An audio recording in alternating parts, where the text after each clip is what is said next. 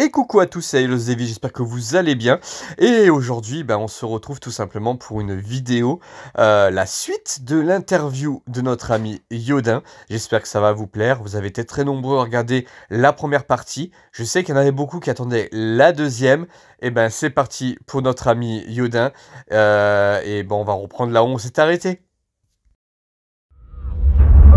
Nous ne sommes pas, nous, de bronze, d'or ou d'argent. Nous sommes tous différents.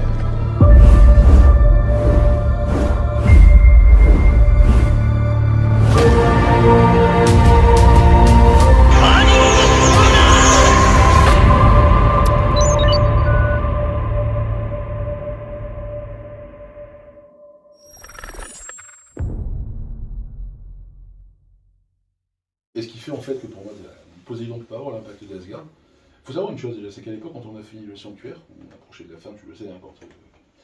Putain, c'est bien qu'il y ait des chevaliers vikings. Je m'étais fait cette remarque, étrangement. Quand ils annoncent Asgard, j'ai compris de suite à quoi ça correspondait. Hein. Enfin, finir, je les connaissais déjà, moi. Tu vois. Ouais, tu connaissais déjà la mythologie. Oh, putain, lui, ça commence à partir direct. Hein. Ouais, d'accord. Mais là, ça m'a fait le même effet que quand la série Le Saint Seiya avait commencé. Tu vois, oh putain, ça peut aller là. Et effectivement, ça y va. C'est bon, on est sur la même longueur d'onde, tu vois. Mais ce qui se passe aussi, c'est que, je le disais tout à l'heure en interview, mais les guerriers divins, je les trouve en fait beaucoup plus humains que les autres. En ce sens qu'ils ont tous. C'est pas qu'ils ont tous des faiblesses, ils ont tous des personnages, des faiblesses. Des faiblesses de personnages. Juste fort triste quand même. Mais ce qu'ils ont, c'est qu'ils sont. Eux, ils sont face à un destin. Et ça aussi, c'est très proche de la mythologie scandinave, qui est différente à ce point de vue-là de la mythologie grecque ou romaine, méditerranéenne. Eux, ils ont une destinée qui fait qu'ils vont mourir. Oui. C'est-à-dire qu'ils vont se battre. Leur seul destin, c'est très très pro. C'est vraiment propre à la tradition viking. Hein. C'est de mourir les armes à la main. Mourir sur le dos. Tu le valhalla, tout ça. Voilà, ça. Il y a cette dimension-là qu'on voit, et j'en veux pour preuve que quand tu arrives à la fin, c'est pas l'intervention d'un. On a Odin qui ne réagit pas pendant les 26 épisodes d'Asgard, ou les 24, je sais plus. Jusqu'à ce qu'il intervienne. Je ne sais plus si c'est l'épisode 23 ou 24. Peut-être un autre, bref. On a l'impression en fait qu'Odin est dominé par Poséidon d'un côté, par le panthéon grec de l'autre, et en fait on se rend compte qu'il n'en est rien. C'est-à-dire que lui aussi il laisse les choses se faire, ce qui est très très proche de la. Très proche de la mythologie. De la mythologie, oui, avec un dieu qui était. Parce que Odin c'est un dieu qui avait son nom, et qui représentait aussi le destin. Tu vois, donc. Mais quand il intervient, il prend pas possession d'un corps, il le fait comme Poséidon le fait avec Julien Solo. Il donne l'armure. Il suggère, il donne l'armure, il guide son bras. Ouais. Je trouve qu'il a. En fait, lui, je trouve qu'il a un caractère vraiment divin parce qu'il a beaucoup plus de hauteur. Je suis d'accord. C'est-à-dire que quand il intervient, il n'y a plus rien qui peut. Il n'a pas pris possession d'un corps comme Hadès ou comme Poséidon. Non. Quand il intervient, j'ai presque envie de dire que c'est le bras armé de la justice. Ouais. C'est-à-dire qu'il n'y a personne qui s'interpose, ni Poséidon, qui est indirectement à l'origine de tout le foutoir qu'on a vécu jusque-là, ni Athéna, personne. Il intervient, il est seigneur en son domaine. Et je trouve que ça aussi c'est très bien fait. Et tu penses pas que ça aurait été sympa de faire, parce que tu sais, il faut plein de mangas et tout, ça aurait été sympa de redessiner ça en manga, tout le Poséidon, enfin tout le côté Asgard, le redessiner avec, par exemple, moi, vous savez, je suis fan de Lost Canvas, ça aurait été bien que ce soit un peu dans ce style-là, tu vois, ce style graphique, de refaire en fait, même si on connaît déjà l'histoire, mais de le redessiner, ça aurait été sympa, personne n'y a pensé ça, c'est dingue quand même. Personne n'y a pensé, personne n'a estimé que c'était nécessaire. Que ça allait être jouable aussi en termes de vente, parce qu'il faut penser à ça aussi. Il faut savoir que ça a bien marché chez nous, mais au Japon ça a été un échec apparemment. Enfin un échec, alors apparemment semi-échec, on demande à la chaîne Nébulaire, qui a dû faire une vidéo là-dessus. Mais c'est vrai que les Japonais, eux, c'est Poséidon ou a priori, c'est ce qui est canon par rapport au manga, parce que j'en ai compris. Maintenant, ce que je vois dans les faits, si on va parler un petit peu de production Bandai Works, ce dont je me rends compte, c'est que le développement de ces figurines en format par Bandai donne pas l'impression que c'est un arc de seconde zone. Complètement. Parce qu'ils se donnent quand même de l'importance. Hein. Après, ils savent très bien qu'ils vendent aussi beaucoup de figurines chez nous. Hein. On est quand même des gros consommateurs de figurines, nous les Européens. Hein. Donc les Espagnols, les Italiens. Mais tu sens quand même que. Enfin, tu vois, le résultat, surtout avec les IX, avec les EX, ça c'est. Il y a eu quelques ratés avec le premier Siegfried, parce qu'on en entend parler, celui qui est sorti en 2006, avec ce premier Corps G3 à l'époque, celui qui l'a inauguré, si mes souvenirs sont bons. Mais je prends le Siegfried en 2X. Bon. Ouais. Il y avait un truc moi, qui me manquait terriblement sur la première version. Tu sais, les ailes tu parles de la classique. les ailes repliées qui sont symbolisées par des lames dans le dos. Oui. Tout à l'heure, je te parlais de l'aspect tribal du personnage. Moi, c'est l'âme qui ressort derrière, c'est un plus. C'est un côté plus, je suis un métalleux, moi. C'est un côté plus black metal. Tu vois. Ouais, bien sûr. Tu sens que faut pas te rater, parce que même si tu le prends par derrière, tu vas te planter la main. Je veux dire, mais sans Ouais, tomber dans l'accès, par contre, que tu as dans Hades. Graphiquement, je trouve que là, par contre, c'est C'est trop. Ah, tu te croirais au carnaval de Rio. Alors moi j'aime beaucoup Pharaon et Papillon, Alors, mais je suis d'accord avec toi. Tu prends deux exemples Ouais. qui, à mes yeux, sont les seuls réussis. Pharaon, il a une certaine niveau des lignes. Ouais, j'aime beaucoup. Les cheveux tombants, avec ce qu'on a retenu symboliquement, des coupes de cheveux égyptiennes. Ça, c'est proche d'ailleurs de ce qu'on peut trouver sur certains hiéroglyphes. Cette armure qui est finalement assez. Qui est proche de ce qu'on peut voir. De ce qu'on peut voir. Un sarcophage. Oui, je suis d'accord. Très bien inspiré, qui garde une certaine sobriété, Oui. des ailes assez courtes, qui correspondent à une esthétique. C'est peut-être le plus beau. Moi je trouve que c'est. Même Ouais, Papillon, Papillon j'aime beaucoup, mais Pharaon je trouve que c'est peut-être le plus beau. Je trouve que c'est fait partie des plus beaux specs. en termes de design. Après, quand on prend les juges. Enfin, je veux dire, au bout d'un moment, le fait d'en rajouter et d'en faire plus, ça rend pas plus beau ni plus Je puissant. suis d'accord, mais c'est le problème qu'on a avec notamment les SOG, les SOG, qui sont des très belles armures, mais qui effectivement, à force d'en rajouter, pour les exposer, c'est un enfer. C'est parfois des équipes. Si on prend le nom SOG qui est juste là, Oui. je trouve qu'il a en termes de dynamique de ligne, il est presque impeccable. Ouais. L'ondulation au niveau des ailes, ça ressemble plus d'ailleurs à du dessin chinois qu'à quelque chose d'européen. C'est vrai. C'est vrai. Mais ce qu'on peut retrouver par exemple ça peut correspondre aux poils de certains tigres tels qu'ils sont représentés en ondulation. Mais ça passe encore parce que c'est pas léger, mais c'est encore pertinent esthétiquement. Le Capricorne, surprenant, je le trouve super. Ouais, alors le Capricorne est beau, mais effectivement les ailes du Capricorne ça fait un peu bizarre sur le coup, mais il est très beau. Moi c'est la Vierge, je le trouve magnifique. Tu vois, c'est un design avec lequel j'accroche pas. Ouais. J'ai un mal de chien avec le. Alors j'adore l'armure des Gémeaux à la base. Oui. Cette espèce de casque qui ressemble presque à qui donne l'impression d'une couronne, tu sais. Ouais. Putain, le Seigneur, tu sais qui c'est. Là, je trouve que c'est un ridicule achevé, c'est-à-dire que tu as ces formes qui piquent de tous les côtés. Ouais, je pense que le sommet de la naïveté crasse dans le design de cette armure, c'est une aile angélique et une aile démoniaque. Mais alors ça, c'est tellement téléphoné, c'est tellement attendu quelque part que je trouve ça ridicule. Je suis d'accord. Moi je l'aime. Alors moi j'aime bien les designs comme ça des SOG, mais on va passer sur la suite quand même. On va aller. Je vais te donner des éléments. Tu vas me répondre tout de suite. La première chose qui te vient à l'esprit, d'accord? Si je te dis chevalier de bronze. Chevalier. Ok. Si je te dis chevalier d'argent. Argol. Si je te dis chevalier d'or. Ok. Et on avait déjà un peu tout répondu depuis tout à l'heure. Président. Bayan. Ok. Je fais une petite arrêt sur Bayan. Bayan, tu m'as dit c'est par rapport au casque, c'est ça? Son esthétique. L'esthétique te plaît beaucoup? C'est-à-dire qu'en fait, on sent qu'il ça peut ressembler à des écailles de poisson. Ça fait très écaille, je suis d'accord. Et ça ressemble aussi à une armure antique. Ok. Je trouve que symboliquement, c'est le plus représentatif. Ouais. Et au niveau de la puissance annoncée au départ. Je dis bien annoncée au départ. Oui, bien sûr. L'impression première qu'il donne, parce que finalement, à part un ou deux, il n'y en a aucun qui est plus puissant que lui. Ils sont tous plus ou moins au niveau égal. Oui, oui. C'est esthétiquement, c'est celui qui correspond pour moi vraiment en termes de général des mers. D'accord. J'aime beaucoup l'esthétique de Bayan. Le personnage me paraît assez transparent. Hein. Oui. Mais c'est dommage. Oui, ils sont pas tellement consistants. Non.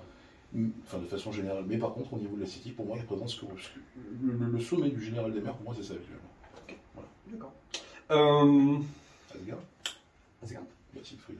Bon voilà, il n'y avait pas trop de surprises. Non, parce que si tu me disais, Comme tu disais on est à la fin des temps, tu peux garder qu'une seule figurine, c'est lui. C'est Siegfried. Ouais. On en avait déjà discuté. Ouais, Et Hadès? C'est une bonne question. Je dirais Radamantis. Ouais, ok. Tu sais pourquoi? Parce que c'est le premier véritable extrémiste de l'histoire. C'est vrai en plus. Parce qu'il a une certaine rédemption devant le mur des lamentations. Oui. On peut en dire autant d'Aphrodite, même si sont ridiculisés au préalable, mais ça c'est encore Oui. faiblesse scénaristique. Oui, je pense aussi. C'est dommage. C'est dommage d'ailleurs. Force le trait pour mettre en avant le bélier qui n'a pas besoin de ça en fait. C'est ça. Ouais. Mais, enfin de mon point de vue. Radamantis, pourquoi? Parce que c'est des termes que je n'utiliserai pas sur ta chaîne, je veux dire, mais c'est le vrai. C'est le vrai fou de guerre. C'est-à-dire que c'est le seul gars. Ah, lui, il n'a aucune rédemption jamais. Hein. Je veux dire, c'est là qu'en fait, question. T'as Orphée qui a réussi à séduire un dieu. Ouais. Et connu mythologiquement, c'est le seul qui lui dit d'ailleurs, si je me souviens son nom, il dit t'as pas de chance, ta musique, je suis la seule personne avec qui ça Oui, marchera pas. c'est vrai. Quand il les endort tous, en fait. Il est tellement, ce type-là, il est tellement dénué d'empathie. C'est une arme de guerre en fait. Ouais. C'est une arme de guerre avec une puissance quand même qu'il faut lui reconnaître. Mhm. Même si encore une fois la façon dont c'est traité, je trouve que c'est assez déséquilibré. Mais il a quand même une puissance qui est Dans considérable. les 13 premiers épisodes, il est quand même surpuissant. Enfin, franchement, maintenant. Il est quand même présenté comme une espèce de. La fin, là, les 12-13 épisodes, le 12 ou quoi, où c'est il un est. charpentier, Ah ouais, ça là, c'est. bon, ça déboule quoi. Oui. Lui c'est le Blitzkrieg, tu vois. Oui, C'est vrai attaque. qu'il est- ouais, c'est clair. tout, voilà, je trouve, et je trouve qu'il a ce côté de ces traits, comment dire, tu prends tous les extrémistes de l'histoire, tu sais, qui ont ce côté jusqu'au boutiste. On voit l'illustration, hein. Même si tu as beaucoup de petites parenthèses, t'as Oui, beaucoup lui, d'extrémistes dans l'histoire qui apprécient la musique. Lui, il s'en fout complètement. Oui. Lui, c'est un animal de combat, c'est-à-dire C'est ça. c'est là où il hiverne, hein, c'est une espèce de dragon un peu particulier. Et on y revient, ils ont encore bien cerné le personnage qu'ils représentent. Oui, c'est bien. Hein, pour le coup. C'est ça. Et attention, question très importante. Dans les films, quel est ton personnage préféré? Donc les 4 films, alors je vais te parler des 4 films. Mon personnage préféré 5 films, hein, parce que les 5 films, du coup. On a déjà la réponse. Abel. Abel. Ok. Alors ça, on aurait pu penser que Ça, ça c'est c'est. bien. Je ne me rappelle plus d'ailleurs le nom du méchant dans Asgard, le grand boss. Ah oui, J'aime beaucoup l'esthétique du film Asgard. Là. Oui. Très très belle. Par contre, au niveau du. Abel, en fait, il représente ce que. Il est très proche aussi de la représentation des dieux, c'est-à-dire qu'il est très beau, forcément. En tout cas, qui peut modifier les dieux avaient cette propriété. Hein, dans la mythologie grecque, c'est des métamorphes. Tu sais que vous pouvez pas les voir sur leur véritable forme. Si on les voyait sur leur véritable forme, tu cramais. Oui. Voilà. Mais physiquement, physiquement, il est superbe. Il a une douceur qui. C'est pas une douceur, c'est une espèce d'orgueil noble qui correspond à l'image qu'on se fait d'un dieu, c'est-à-dire qu'il est au-dessus. Je suis d'accord. Il est de grande taille. Je suis d'accord. Et tu sens aussi qu'il a ce côté un peu dément des dieux de la Grèce antique, quand tu vois de la façon dont dont il endort sa sœur, dont il la soumet, Ouais. parce qu'il veut absolument qu'elle reste la déesse de l'Olympe et pas la déesse des hommes, hein, quand tu suis la narration de l'histoire. Ce côté fou qui lui prend d'un coup, c'est très très proche aussi des dieux. Je trouve que c'est très bien incarné. Les personnages, alors ça va te toucher forcément. Les personnages, par exemple, on parlait d'esthétique, ils ont fait des armures extrêmement couvantes, par contre ils ont des armures dont on sent, on le voit d'ailleurs avec les jupettes, hein, les lanières qui imitent les knémites, Très ce près genre de du choses. corps. C'est très proche d'une tenue de combat grecque, d'une tenue d'entraînement de combattant grec. Et donc là on est vraiment dedans. D'autant que c'est appuyé par l'esthétique du film. Ça associe entre l'espèce de néo-romantisme qu'on peut avoir avec l'intervention d'Aphrodite, ses colonnes brisées, ses quelques roses. C'est un côté vraiment, ça ressemble beaucoup à la peinture romantique ou la peinture du 19e, tu sais. Les Anglais étaient très bons là-dedans. Il y a un artiste dont j'ai plus le nom d'ailleurs qui est merveilleux, je te donnerai le lien. Ouais, donc Abel. Graphiquement, il y a le film est très beau en plus. Hein, il y a de belles choses, le fait que Saga qui essaye de faire comprendre à Seiya comment se dépasser lui-même parce que c'est important. Voilà, il y a des choses qui gardent, si tenté, en partant du principe quand même que c'est comprimé dans une heure. C'est dommage. C'est presque dommage que ce soit pas un peu plus long, un tout petit peu plus long. Oui, il y a un arc de 20 épisodes à Abel, c'était bien. Oui. Tu vois, ça aurait été pas mal. Ils auraient pu très bien faire un arc, je suis d'accord. Ça aurait été extraordinaire parce que les guerriers d'Abel eux-mêmes sont. Les musiques aussi. Oui. Les musiques sont très particulières. Les musiques de ce film sont super. Comme Comme le film Bataille des Dieux d'Asgard, ils bien sont sûr. magnifiques aussi. Mais c'est vrai que c'est. Waouh, c'est. Je suis d'accord avec toi. Bon, moi, je suis un énorme fan du film, comme tu sais, donc voilà. Mais c'est vrai que ce film, de toute façon, c'est mon enfance. Hein, quand j'ai eu la cassette, la VHS, hein, j'ai déjà dit. Hein. Moi, j'ai été séduit par l'esthétique du film. Et finalement, c'est cohérent. Tu vois, Abel en plus, qui est à ma connaissance. Alors, je ne sais pas si on peut l'assimiler à Apollon, mais enfin, si c'est le cas, c'est le soleil. Ça rayonne. C'est beau. Oui. Ça représente la beauté, les Ouais, c'est ça, c'est en format Apollon d'ailleurs. Hein, alors, je ne vais pas dire une connerie, je crois qu'il y avait un rapport qui n'est pas forcément attesté selon les. Ah, ça peut être, c'est un peu oui, c'est un peu non. En fait, ils disent que c'est le fils du dieu du soleil. Tu vois, donc du coup, en fait, non, mais c'est bizarre qu'ils aient pas dit que ce soit Apollon, tout simplement. C'est très bizarre qu'ils aient dit.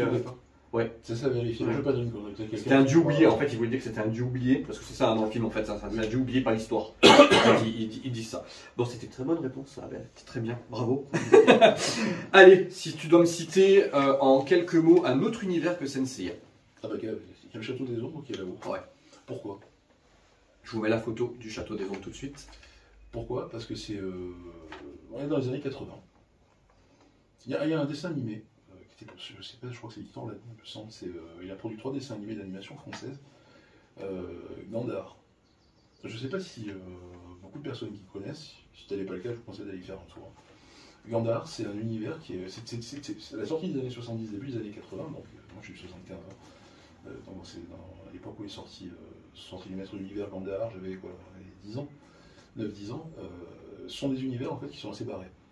Gandar, ça a été supervisé en termes de dessin par Casa, qui est très connu par les illustrateurs, dessinateurs de bande dessinée.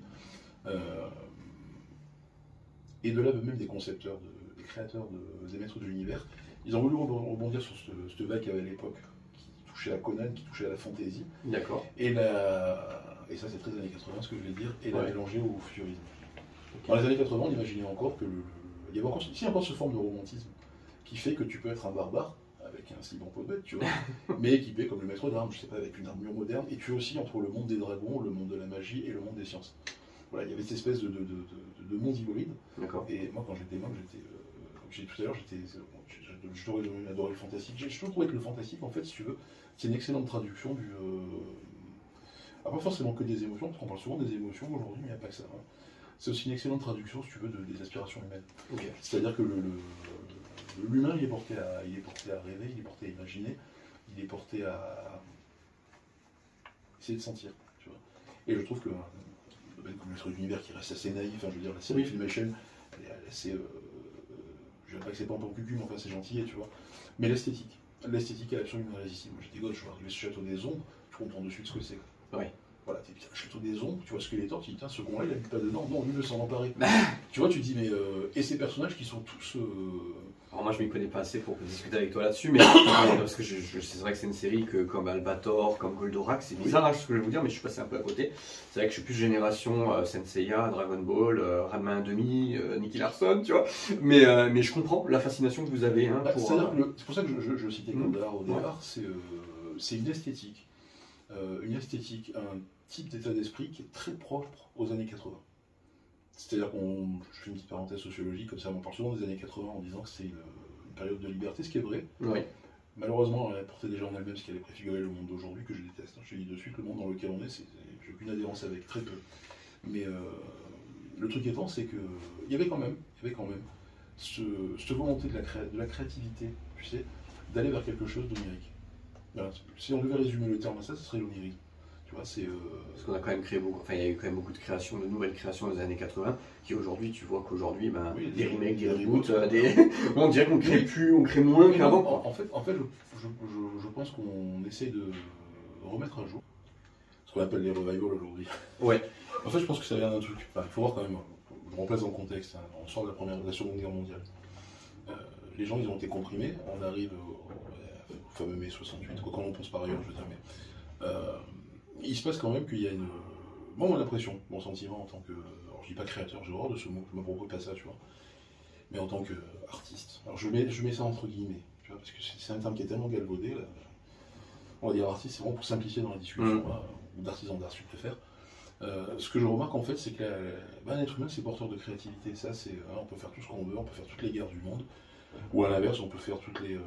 Comment dire, on peut faire tout le bisounoursisme possible. La créativité, ça fait partie de l'humain. Et la créativité, c'est un jeu d'équilibre entre le. Pourquoi je parle de ça? C'est un jeu d'équilibre entre le. Il y a une violence intérieure, il y a une puissance intérieure, tu vois. Si tu la transformes pas, ça devient une violence. On sortait quand même d'une période qui était extrêmement violente. Et il fallait que les choses, tu vois, tu prends Androuillet par exemple, qui à ma connaissance a inspiré d'ailleurs Lucas pour Star Wars. Hein. Ça a vérifié, mais je crois qu'il y avait des ramifications. Des auteurs français comme ça, ou de certains auteurs, d'ailleurs pas forcément français, on s'en fout, hein, qui avaient un besoin de magnifier tout ça, donc de transformer tout ça, d'en faire quelque chose une catharsis en fait, tu vois, d'expectorer la chose, de la sortir et de la magnifier, d'en faire une œuvre, que ce soit une bande dessinée, ça peut être un dessin animé. Alors œuvre au sens très générique du terme, hein, c'est-à-dire une narration, quelque chose qui se développe, tu vois, des personnages, et tout ça, ça a fonctionné comme un creuset. Et toute la créativité s'est concentrée là. Tu sais, c'est un peu comme la lumière quand tu la mets à la loupe. D'un coup, les années 80, c'est ça. C'est fin 70, début 80. Si tu mets de côté quand même les psychotropes, parce qu'il y en a eu pas mal quand même, tu vois ce que je veux te dire. Mais il y a quand même tout ce côté un peu bariolé, un peu fantasque, vient du fait que ça avait été trop comprimé avant. Ouais. Tu sais, je prendrais pas d'analogie sexuelle. Ouais, il fallait vraiment il fallait la libération, quoi. Voilà, C'était- exactement, c'est dans les termes. Ouais. Il fallait que ça se traduise, il fallait que ça sorte, et donc en termes de créativité, tout sort. C'est-à-dire, moi, quand j'étais gosse, par exemple, je regardais, c'est peut-être une tendance naturelle aussi, ça je sais pas, mais je regardais une pyramide. Laisse tomber, hein, il y avait déjà tout, sans même connaître la mythologie, il y avait déjà tout qui partait. Ouais. Tout ça, c'est très sensitif, tu vois ce que je veux te dire. Et le monde des années. Ces années-là, si tu veux, elles avaient ceci de particulier, on le voit à l'excès de couleurs des années 80. Oui, et qu'on retrouve dans les maîtres de l'univers. On retrouve dans les maîtres de Ce que tu l'univers. disais tout à l'heure, ouais. Ce côté très bariolé, presque naïf, parce que c'est naïf, il faut être honnête. Hein. Mais il y a une forme de simplicité, si tu veux, qu'il ne faudrait pas confondre avec le simplisme.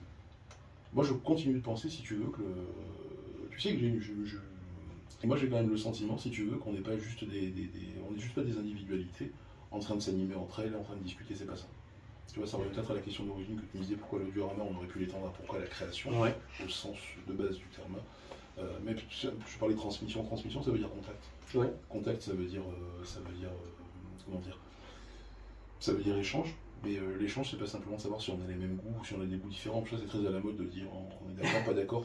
Non, en fait, c'est savoir. Moi, ce qui m'intéresse dans une discussion, c'est pas de savoir ce qui est différent chez la personne, c'est de savoir ce qui est immuable, ce qui est la même chose.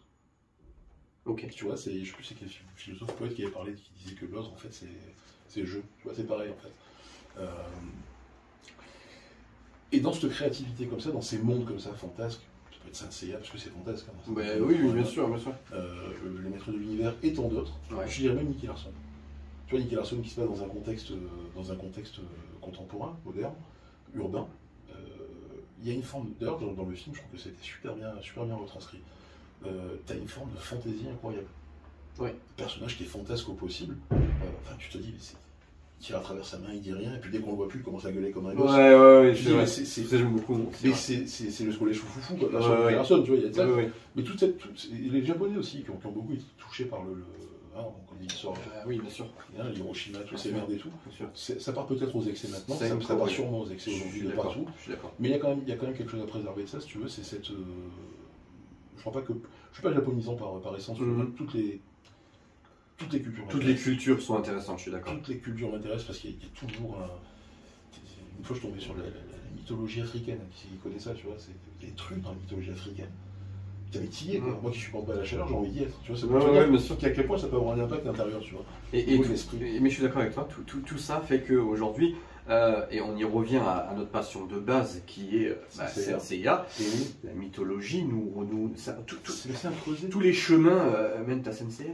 C'est ça qu'en fait, j'ai envie de te dire, ce qui est fou avec Saint Seiya, tout à l'heure tu peux en parler de Pharaon, tu sais, au niveau de l'esthétique. Oui. Putain, on est quand même en train de parler d'un des seuls guerriers, chevaliers, ce que tu veux, qui a pour origine mythologique l'Égypte. Oui. Bah, tu sais que moi, j'ai rêvé à un moment donné quand j'étais môme, qu'il y ait des putains de chevaliers égyptiens. Oui, je suis d'accord. Il y aurait eu la place de faire. En fait, c'est une Seiya. Oui. Il y a la place de faire encore quelque chose. C'est pour ça que c'est difficile de parler de canon avec Saint Seiya. J'ai toujours été emmerdé par rapport à ça, par rapport au discours. J'avais fait un décor, tu vois, il y a le livre d'Agarde, pour en mettre en insert si tu veux, je te montrerai quelques. On en parlait tout à l'heure quand tu as Oui. Décor dans lequel j'avais mis des runes. Et des noms des personnages en runes. D'accord. Avec un mausolée. En fait, ça se passe après la mort des guerriers divins, et Hilda qui a l'épée d'Odin dans les mains, tu vois. Les guerriers divins qu'on voit exposés donc, sous la forme de mythos classique dans le décor, en fait, ce sont les esprits des guerriers. Ils sont pas là physiquement. D'accord. En fait, c'est une espèce d'hommage après. Ok. Après la fin du Daguerre, tu vois, ça va. Il m'a été reproché à l'époque, je n'ai rien à foutre, je suis dessus. Il m'a été reproché à l'époque, c'est quand tu me reprochais, c'est comme tu me reprochais d'être moi, donc d'accord. Mais d'avoir mis des runes, parce que c'est pas canon, c'est pas dans l'anime. Là où j'ai commencé à rigoler, c'est quand j'ai vu Soul of Gold. Ouais. Quand tu regardes Soul of Gold, tu as vu la scène qui est gardée par Frody. Si je me souviens bien, c'est la scène des guerriers défunts. On est en pleine extrapolation, c'est-à-dire qu'on va au-delà de ce qui était le canon asgardien de base. Ça veut pas dire que j'apprécie Soul of Gold plus que ça, mais il y a des éléments qui justifient en fait ce que je suis en train de dire, c'est-à-dire qu'en fait, les runes qui y sont. À ma connaissance, il y a des runes. En fait, j'ai simplement fait ce que fait n'importe quel auteur avec cette matière première riche, très dense. J'avais presque dire de matière première de l'univers. Tu sais, mais Saint Seiya, tu prends ça. Tu prends ça, et à partir de là, toutes les mythologies, tout ce qui est de l'ordre du mythe, de la légende humaine, tout peut être attaché à ça. Après, aussi ton truc de créateur. Je veux dire, aujourd'hui, je vais te donner mon exemple à moi, par exemple. Moi, aujourd'hui, qu'est-ce qui me fait le plus plaisir que de mettre en scène mes mythes-closes à l'extérieur ou dans des situations qu'on ne voit pas dans l'animé. Si c'est pour reproduire les mêmes scènes que l'animé au chouïa après, ça m'intéresse pas. Et pourtant, je suis pas un artiste, mais aujourd'hui, je veux créer quelque chose de différent. Voilà, donc toi, tes runes, etc., ça m'étonne pas. À partir du moment, des fois, tu dévies un tout petit peu du machin, ouais, c'est pas canon, c'est pas accurate, c'est pas machin. Il y a un truc qu'il faut voir, c'est que moi j'adore, des fois je vois des dioramas, par exemple, des mecs qui refont des scènes. Typiquement la scène, vraiment, j'allais dire au poil près, la scène de la série, j'adore. Je trouve ça génial. Ouais, c'est super. J'adore ça, mais de la même façon que j'adore. Il y a une photo que tu avais faite, une série de photos qui m'avait plu en particulier, c'est celle du grand pop rouge. Oui. Je t'avais dit, parce que ce qu'il y a derrière, en fait, ça pourrait être le Parthénon. Ouais. Je vous la mets en photo, comme ça vous voyez de quoi on parle. Ça pourrait être le Parthénon. Moi, ce que j'aime bien, en fait, c'est qu'on a tous. Parce que, alors, moi, je vais dire un truc, l'objectivité, pour moi, c'est aussi crédible, si tu veux, que pour des l'abstinence en plein bordel, quoi. Ça n'existe pas. Tu vois ce que je veux te dire? L'objectivité, ça n'existe pas. Et tout à l'heure, je te parlais de l'individu. Alors, il y a les choses qui font qu'on est des individus. Ça, c'est de l'ordre de ça.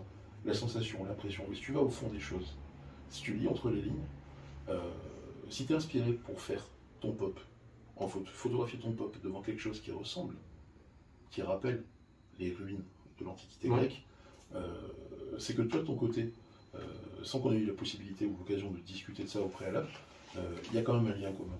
Alors, ça peut être culturel, parce qu'on est quand même en Europe, on a une forte incidence culturelle, on vit au nez de ça. Notre architecture, enfin en tout cas, on ne parle pas de l'architecture moderne et postmoderne, mais toute notre architecture traditionnelle, elle est basée là-dessus. Donc automatiquement, on baigne là-dedans, donc on y va. Et en fait, là, je refais un lien avec ce qu'on disait de Kurumada tout à l'heure, son génie absolu, c'est d'avoir été séduit par ça sans filtre.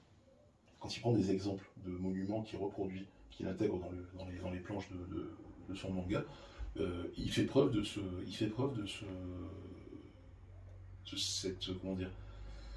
cette spontanéité enfantine. Je suis d'accord. Tu vois, et c'est là qu'il est son génie. C'est là où il a été son génie et de nous. C'est pas du génie conçu, c'est pas du génie intellectualisé, c'est du génie spontané. Je suis d'accord. C'est du génie naturel, c'est le génie de l'enfant en fait. C'est pour ça que Masami Kurumada, il faut le respecter, quoi qu'il arrive. Même si on n'aime pas toujours ses dessins, il faut le respecter. C'est pas grave. Et je vais rebondir sur quelque chose. Effectivement. Tu as vu j'ai fait une vidéo sur ma truc. Tu as regardé le trailer du live action qui doit sortir justement? J'ai regardé le trailer. Alors, qu'est-ce que juste en 2 mots, ce que tu as pensé? Alors, ça va me prendre 1 minute ou 2. Ouais. Parce que, on en revient à l'histoire tout à l'heure quand je parlais des muscles de Dragon Ball. Ouais. C'est-à-dire que si tu commences à développer à partir de quelque chose qui est déjà une esthétisation, tu vas faire des conneries, c'est ce qu'ils ont fait. Pour moi, tu veux faire un film sur Saint Seiya, tu vas aux sources du truc. Je suis tombé sur un fan art récemment, si tu veux, la série du bélier. J'ai jamais vu un truc aussi pertinent. Ce putain de bélier, on dirait c'est Mu. Ouais. C'est l'armure de Mu. Oui. Sauf que c'est envisagé comme une armure grecque. Il a des knémites, il a des attaches en cuir. Ah, je crois que je l'ai vu. Mais tu me remontreras, mais je crois que j'ai vu. D'ailleurs, je demande l'artiste, tu pourras le citer. Oui. Je l'ai plus en tête. Oui, bien sûr, avec plaisir. Tu me l'enverras et je la mettrai. Extraordinaire. Il fallait faire appel à quelqu'un comme ça. Ben oui. C'est à quelqu'un. Donc, je crois qu'il est d'origine italienne, d'ailleurs, je ne vais pas dire de bêtises, il baigne là-dedans, Oui. il baigne dans cette culture. C'est impressionnant quand même qu'ils arrivent. Avec tous les artistes qu'on a aujourd'hui sur Senseiya, les dessinateurs, c'est-à-dire que les gens qui ont fait le film, on critique pas le film, on n'a pas encore vu le film, je sais ce qu'on va me dire, j'ai été critiqué là-dessus. J'assume, je critique le trailer, je veux dire. Donc mais moi je l'assume complètement aussi, j'ai été critiqué, non pas critiqué, pardon. On m'a dit à un moment donné, oui mais tu n'as pas vu le film, comment tu peux critiquer le trailer? Ah si, quand on te propose un trailer comme ça, avec l'armure de Pégase qu'on a vu, tu l'as en image, et tu es sûr que tu vas faire... Enfin, nous les fans, on va les cartonner. Par contre, si le film est génial, j'ai beaucoup de doutes, mais si le film est génial, extraordinaire, il nous sortait un truc de ouf, et ben là je dirais, chapeau les gars, parce que le trailer était vraiment pourri, mais le film est génial. Il y a plusieurs points à relever par rapport à ce trailer, en tout cas ce qu'on peut en voir. Je te parlais d'esthétisation par rapport à quelque chose qui était déjà esthétisé. Pour moi, il fallait reprendre ce qu'a sûrement fait cet artiste dont je parlais avec cette illustration du bélier fantastique, hein, d'ailleurs. C'est reprendre les sources de la mythologie.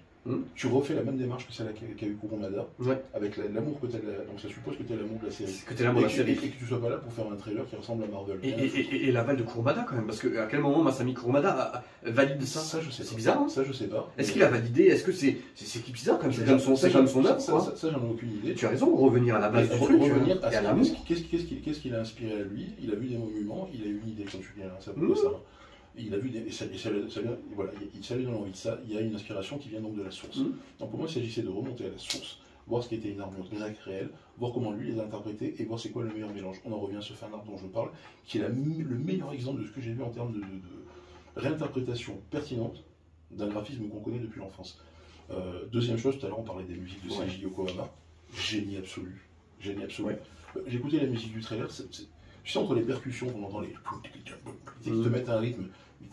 Téléphoner, ça fait 20 ans, 15 ans ou 20 ans qu'ils font ça dans ces putains de films à effet 3D.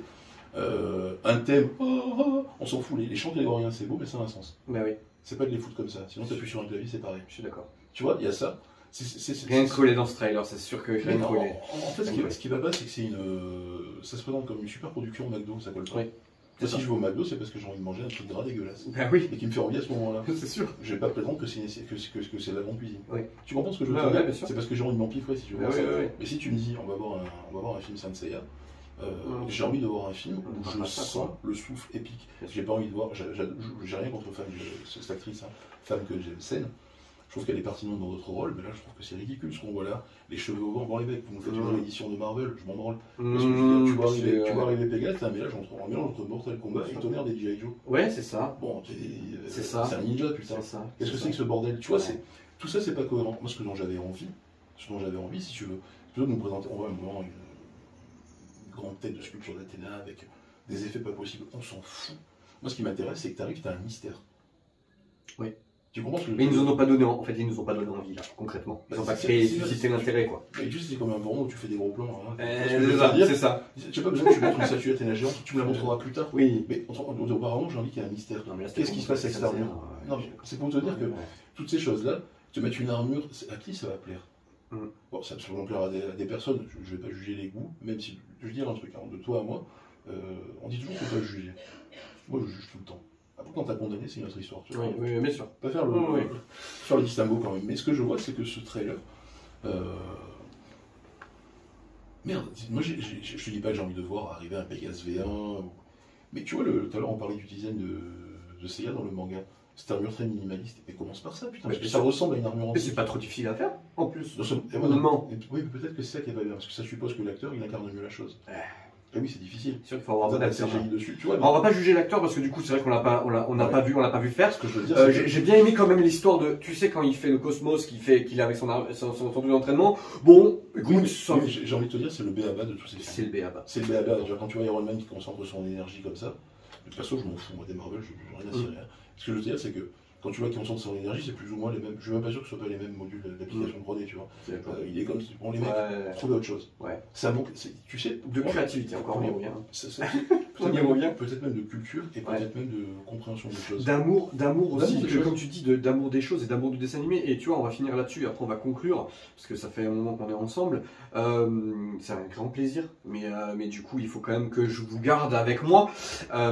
Nicky Larson, tu vois, on en parlait tout à l'heure du film, Live. J'adorais. Et ben Philippe Lachaud est un amoureux de Nicky Larson. Et franchement, il nous a fait un truc génial. Tu sais qu'il y a une scène qui a été tournée à Menton.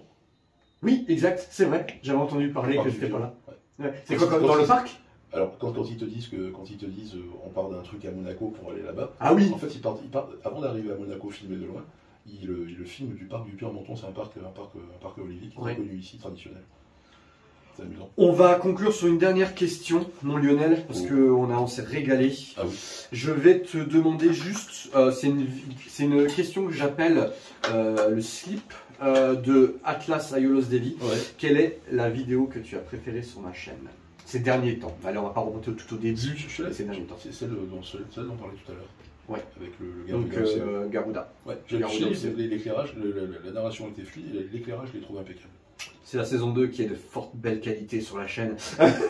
Mais c'est vrai que du coup, celle-ci je m'étais régalé. Alors moi dernièrement, la vidéo où je me suis régalé à la faire, c'est celle de Kagao. Kagao. Alors cette vidéo devait être beaucoup plus belle, mais YouTube m'a... En fait, The Lost Canvas est très censuré en termes sur YouTube. Donc dès que tu mets... Ouais, droit d'auteur. Dès que tu mets un son de Lost Canvas ou des images, c'est bon, ça saute direct. Et du coup, ça m'a sauté la vidéo, j'ai dû la sortir, mais totalement, bah, c'est normal, les droits d'auteur, moi je le comprends tout à fait. Mais c'est vrai que j'ai pas pu faire ce que je voulais exactement, pourtant cette vidéo me tenait beaucoup à cœur. Et voilà, donc oui, Garuda, effectivement, je suis parti un peu avec une séance shooting un peu particulière avec des gros plans, des choses comme ça. Mais, merci beaucoup. Et moi, je voulais en profiter pour te remercier de ton accueil. Et je voulais t'offrir ce petit photobook. On se fera le bisou tout à l'heure. Donc du coup c'est le photobook hein, qui est sorti avec une petite dédicace pour toi. Et c'est le photobook du coup de l'année 2022 de tous mes shootings, enfin pour moi mon best-of. Ah ça c'est magnifique. Ça reste entre nous, hein. Ça c'est magnifique. Ouais, je fais une petite dédicace et sans faire exprès on pense la même chose. Oui, et non, tu sais tout à l'heure tu m'as parlé du coup j'ai mis en photo la photo du grand pop elle y est. Je savais que tu l'aimais bien et c'est un de mes shootings préférés également. Donc j'ai beaucoup de shootings extérieurs comme vous le savez et je voulais offrir ça à Lionel parce qu'il a été le Garuda. C'était là, voilà. C'était vraiment pour moi important de te l'offrir parce que vous savez que ce photobook est un peu limité. Je l'offre à mes amis et je le cède à des passionnés comme vous. Et je voulais vraiment que tu l'aies. C'est moins... c'est un peu dans le même style que les calendriers de Renault de The CNS. Mais voilà. Et tu sais que ça rend beaucoup mieux que quand tu le postes. Et oui, parce que bah, tout simplement... Ce format image, là, oui. Fourni est splendide. Ouais. Alors, on le fait en direct, on vous le laisse comme ça, il regarde un peu ce qui lui plaît ou pas. Kagao, tu vois, ma vidéo de Kagao, j'avais mis beaucoup de cœur dedans. Ouais, toute la série Asgard. Il y a du Asgard. Il y a du Asgard. Ah, les gars. Il n'y a pas que les gars. Et les filles et mesdames aussi. Alors j'ai regardé un peu, il n'y a pas beaucoup de dames qui regardent mes vidéos. Bizarrement, Sensei apparemment ça plaît pas tout le monde. Donc voilà. Et ça me fait vraiment plaisir de te l'offrir. C'est le grand format du coup. C'est ce dont je parlais tout à l'heure avec le grand pop. Ouais. Ça en termes d'immersion, je trouve ça magnifique. Alors j'ai trouvé un spot du coup près de chez moi, hein, tout ce qui est un peu ruine et pharaon, tu en parlais tout à l'heure. Lionel, c'est le moment de conclure. Bah oui. Merci beaucoup pour ton accueil. Merci beaucoup pour cette magnifique pièce qui rentre. Pour moi, ça vaut 10 000 résines ce que tu m'as fait là parce que c'est unique. C'est unique. Il y en a qu'un dans le monde et c'est le mien et j'en suis très fier. Il va être chez toi là. Et il sera chez moi. C'est un peu comme ma résine d'Atlas, si tu vois, j'ai une résine d'Atlas faite main. Et ben il rentre dans ce top là parce qu'il est magnifique. Donc merci beaucoup pour ton accueil. Merci pour cette interview qui va être pas en 2 fois mais en 3 fois. Je l'ai décidé dans ma tête tout à l'heure quand on discutait. Donc il y aura bien sûr la première partie du diorama, la deuxième partie interview et la troisième partie interview qui sera la conclusion également avec plein de photos, plein de montages. C'est une bonne idée de faire ce format. Voilà, je pense que c'est plutôt pas mal. Merci beaucoup Lionel. Merci à toi. Et maintenant on va aller manger quand même. Hein. Et oui, là on va s'empiffrer maintenant. Je vous dis à bientôt, c'était Aiolos Devi et Yodin et on vous fait de gros bisous. Et voilà les amis, j'espère que vous vous êtes régalés autant que moi à regarder cette interview. Voilà, ça vous a permis de connaître un petit peu mieux l'artiste et l'homme qu'est Yodin. Un grand merci à lui, je voulais vraiment le remercier pour son accueil encore une fois et pour le travail qu'il a fait sur mon diorama. C'est vrai que je prends énormément de plaisir à le regarder à chaque fois que je rentre dans ma pièce. Merci beaucoup, mais je pense que nos aventures sont pas finies. Je pense qu'on aura encore quelques dioramas en commun, ça c'est certain. Et moi j'ai juste qu'à vous dire à très bientôt et à bientôt sur la chaîne. Il y a quelques vidéos qui vont arriver très bientôt. À bientôt les amis. Merci beaucoup. Elle est terrible celle-là. Elle est pas mal hein. Elle est très bien. Mais merci beaucoup.